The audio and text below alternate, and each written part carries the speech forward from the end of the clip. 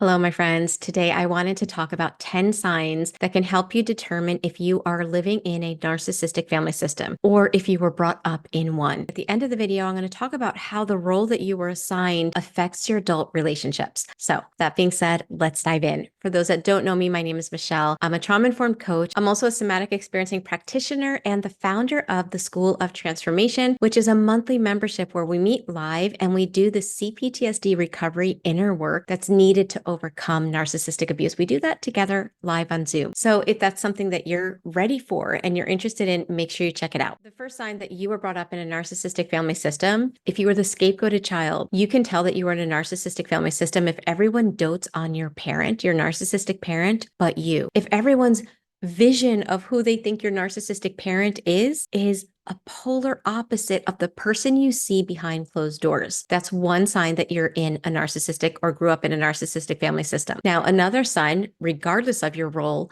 would be that image is more important than reality. In other words, the narcissist cares more about being viewed as an amazing spouse instead of just being an amazing spouse. And so as a result, you'll see that there's a lot of hypocrisy in what is portrayed to the outside world and what you live behind closed doors. It's really sad that a narcissist prefers to polish their image instead of polishing who they are as a person. They prefer people to perceive them as something instead of to develop the characteristics that allow them to be that. But it can be very confusing for a child because they're going home to abuse and manipulation, and they're being told sometimes by their own friends and family members, extended family members, that that parent is amazing. And this only causes a child to think there's something wrong with them if everyone else sees it a certain way. If you are in the role of enabler, which is often the narcissist's spouse, and this is hard, these are hard truths to swallow. As somebody that had narcissistic partners, I know how painful it is to hear this, but it is truth. You are in a narcissistic relationship if you find yourself supporting a lie just to keep peace.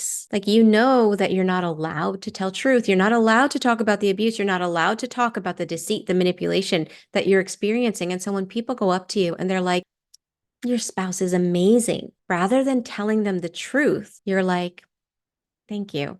Thanks for saying that. Yes, he or she is amazing. And without realizing it, you are supporting the lie. And I want you to have grace for this, because the only reason this happens is because oftentimes narcissists are really digging their claws in your unhealed wounds. And that wakes up unconscious coping skills that we go into without realizing it. And I'll do a whole nother video on that, but it's often unconscious that we wind up supporting a lie, sacrificing truth for perceived safety. The second sign that you're in a narcissistic family system, regardless of your role, is the bizarre way that the family communicates. So, for example, if you are the enabler or codependent spouse, you'll start realizing that every conversation feels like a chess game, but it's like chess and war are really combined, and every move is going to dictate sometimes an inexplicable rage or an argument that doesn't make sense.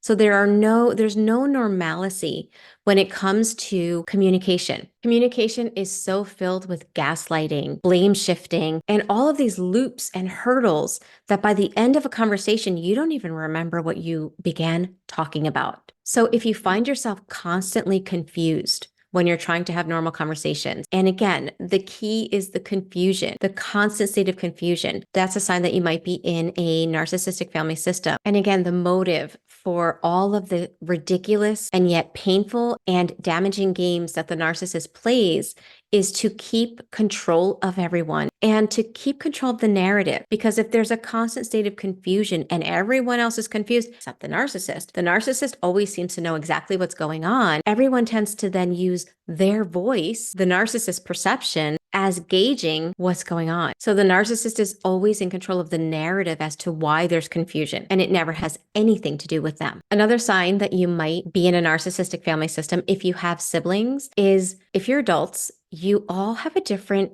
version or story about your past. So, as siblings, it's obviously common that some siblings are going to remember certain events more than others. That's completely normal. But I'm not talking about that. I'm talking about the fact that the version of your parent that your sibling might describe as, oh, this is how mom was, this is how dad was, you're going to question, like, did we really live under the same roof? Because that is completely not my experience. So, as siblings, you have different realities because that's the way narcissists operate. Something that we tend to forget, especially for the scapegoat, we tend to think that the narcissist is treating everyone else the way they treat us. And I say us because I'm including myself in that role, but that's not the case. The narcissist doesn't need to treat everyone as obviously abusive in the same way. Doesn't mean they're not abusing the others, but it is different. As long as they have one person that they can blame everything on, as long as they have one person that's carrying their pathology, right, and getting sick, doing so, because that's what happens, they function a little bit better and are a little bit better with other members of the family. And so those members don't see the degree of sickness that you do because there is no holding back with the scapegoat. The scapegoat sees the worst of the narcissist. In a narcissistic family system, there are no boundaries. There's deep enmeshment. Parents and children all blending in a way that is not healthy. I've had clients tell me, Michelle, I thought I was close to my mom. And what I realize now as an adult is that that was a grossly overly enmeshed situation where I was not allowed to even have my own space. I was not allowed to have my own thoughts. I had to be the parent, or I had to be the one taking care of the family and holding it all together and figuring it all out. So there are no emotional boundaries. There are often no physical boundaries as well. I've had clients tell me that I was not allowed to close the door to my bedroom, or I was not allowed to close the door when I was taking a shower. The narcissist needs to feel in such control that they refuse to respect even normal boundaries within the family, which only teaches children that if I can't be safe in my own family, how on earth am I going to be safe in relationships and in the world? And so it really sets them up for failure in future relationships. Another sign that you are in a narcissistic family system is that you'll tend to notice that your narcissistic parent speaks horribly about you. If you're the scapegoat, you'll start to notice that your narcissistic parent speaks about you in a way that under normal situations, no parent would speak about their child. Like, I'm a parent, and we all know as parents that our children are not perfect, but in no way, shape, or form are we ready to go out there and just talk trash about our own kids as if by helping others to look down on them, we feel better. Like, that is not normal. But if your parent is doing that, then that is not a healthy behavior. That is a narcissistic behavior. And I say that because the tendency in children is to blame themselves. Like, what's wrong with me? No, only a narcissistic parent does that. Only a narcissistic parent feels good at being a victim from their own children. And sometimes they're doing this with children that are so young, talking such trash about little children in front of them, really eroding their self-esteem. Another sign is you feel like you have to earn love. This can come up in very strange ways. So, for example, if somebody really likes you and they're a good person, you may not feel very attached to wanting to get close to them. Sometimes. Some people do, and that's awesome. They break out of the narcissistic family roles really quick. But for some, it doesn't feel familiar. Having someone like you and love you easily almost feels like it's less quality because you didn't get it easily in a place where you should have. Sadly, if you have unhealed trauma, you might find yourself being turned on more by the chase of someone, like having to chase someone, messages of hot and cold, because it's familiar and you may not even realize it. Now, again, this doesn't happen with everyone, but this is something that does happen. I just wanted to throw it out there as another possibility. Another sign of narcissistic family systems is how competitive a narcissistic parent is. If it's a narcissistic mother, they are competitive with their daughter. They want to outshine their daughter. So if their daughter is beautiful, I cannot tell you how many clients I've had that have come to me with body dysmorphia with depression, with being overweight. And they show me pictures when they were young and they were stunning. But all that happened was they were constantly criticized and criticized for exercising, criticized for eating healthy, criticized until they stopped caring for themselves. And then they got criticized for being overweight. And there's the double bind. Nothing I do helps, so I give up. And it creates this helplessness. That's what happens in narcissistic family systems. And it's really driven by this unhealthy competition that narcissistic parents have. You can also notice it if you look at your childhood and you remember certain games, playing games with the narcissist usually ended with one of the kids or both of the kids or however many children in tears because the narcissist is so competitive, even with like a 5-year-old child. And the scary thing is rather than owning that competition, they will accuse the child of being competitive. So there's the projection that no, it's not me. I'm not the problem. You are. In a narcissistic family system, this is something I wish more teachers, more family members that are outside of the narcissistic family system would start noticing the behaviors of small children. You can see that they are in freeze. They're stuck in freeze, meaning there's no natural, spontaneous emotion in the children. It's almost like they're always, if they're going to feel something, they're going to look at the narcissist first. They're going to check in like, can I? Am I allowed? And there's this underlying feeling of fear that children have. They don't feel safe. Trust me, you can look at a child and know if they feel safe with their parent and know if they feel safe to make a mistake, know if they feel safe to be authentic. And then you see children of narcissists.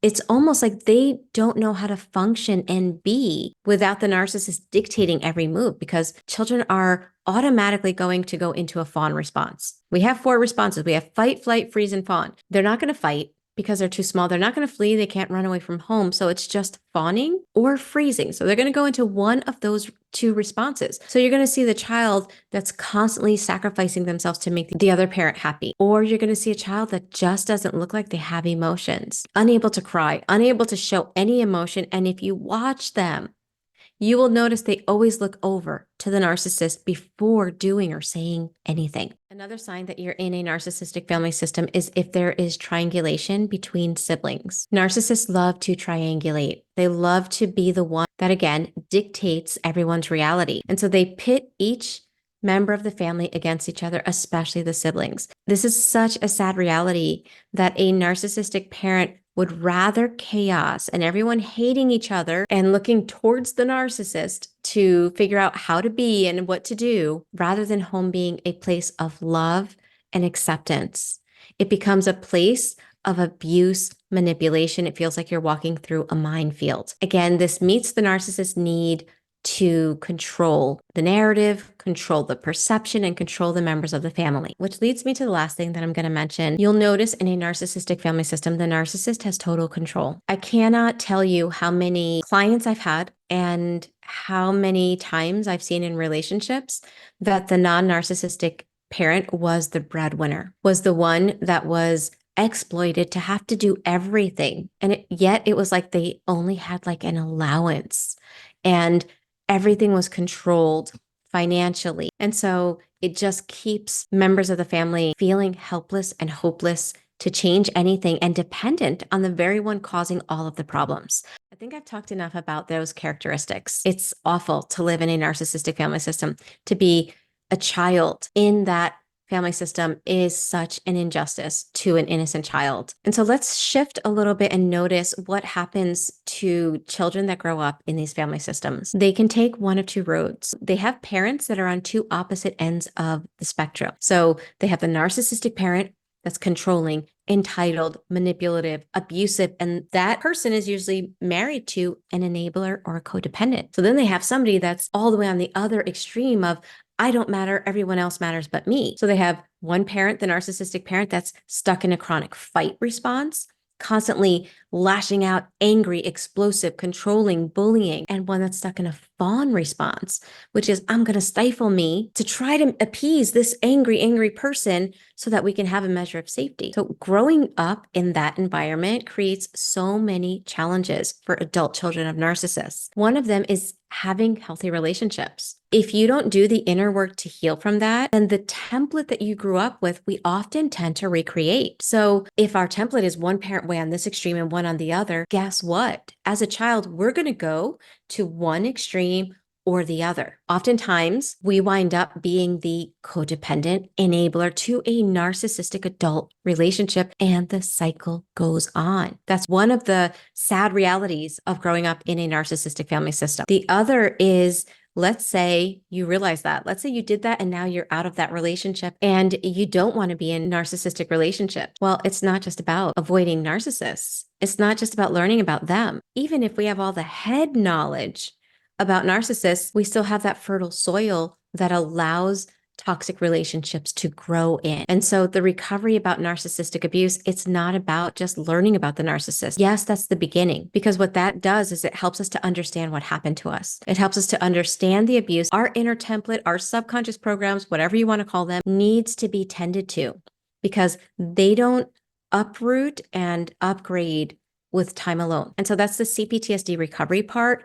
of working through narcissistic abuse. If we don't do this as adult children of narcissists, we are susceptible to repeating toxic relationship after toxic relationship. And the last thing that I want to mention that can happen as an adult child of a narcissist, even if you leave all narcissistic relationships, is if you don't heal, if you don't do the CPTSD work that is involved with overcoming this type of manipulation and abuse, then you can recreate it with children, even if you're not with a narcissistic spouse. The template of an adult child of a narcissist is often, I am less than, I am unworthy, I don't matter, everyone matters but me. And if we have that relationship with our children, we're going to have a hard time setting boundaries. We're going to have a hard time implementing healthy discipline. We're going to have a hard time teaching our children to be authentic if we can't be authentic. And then what gets recreated is that same opposing dynamic. They're then going to either go to this extreme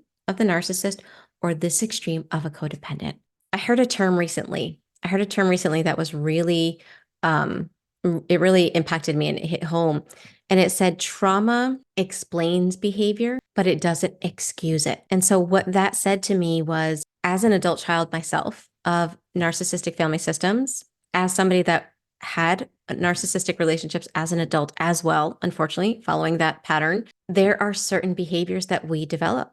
There are certain coping skills. There are certain unconscious ways that we react because of our trauma that isn't healthy. And so the trauma explains that, yes, I'm this way because I had narcissistic parents, and that makes sense. But those behaviors are now my responsibility. I didn't choose to be brought up that way, but I am going to choose what kind of parent I'm going to be. I am going to choose how I show up in relationships and in my present family system. And so there's a big responsibility that's put on our shoulders as adult children of narcissists to do our inner work, to do what we need to do to heal, because then we break the generational trauma that narcissistic abuse creates. And is it easy? No. Is it worth it? Yeah. You may be wondering, yes, Michelle, I'm trying to do that. I'm watching all these videos, and that's why I watch these videos, so that I can break that generational trauma. I just want to throw out there that the videos, again, about the narcissist are important. They help you to understand the abuse. They help you to understand the trauma. But it's the CPTSD recovery part that is what's needed to overcome what happened. And it's really hard to do alone. It really is difficult to do this inner work alone and with a video. And so that's why I always highlight the School of Transformation, because it is a monthly membership where we meet live. We meet live. We go through the side effects of trauma. We go through the behaviors that adult children of narcissists wind up getting stuck in, the belief systems. And we work hard to uproot, to upgrade, and shift out of the trauma. So if you're ready for a program like that, make sure you check out the School of Transformation. It is more economical if you join for the year, but if you don't want to make a year commitment, then you can just be on a month-to-month basis. You can cancel at any time.